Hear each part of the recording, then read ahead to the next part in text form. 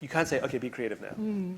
I wish, you know? It happens in the shower. That's right. That's exactly right. It happens when you go for a run or in the car or when you're in the shower. It happens at these weird times, but it's not an accident when it happens. Because here's how the brain works, which is really fascinating, which is the conscious brain, the part of our brain that is responsible for thinking, that is our expertise in something, that we weigh the pros and cons and we think through the problem. That part of our brain has access to the equivalent of about 2 feet. What's that in meters? Less than a meter. Okay, yeah. Less than a meter of information around us.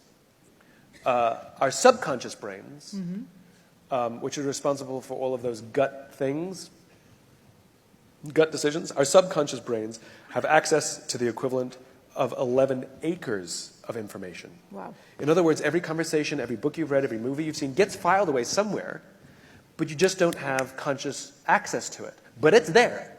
And so the value of the brainstorming is not to solve the problem, it's to ask the question. The value of asking the questions, because your mind isn't going to think about everything, ruminate about everything. It'll only ruminate about things that are problems in our lives or questions that have been asked.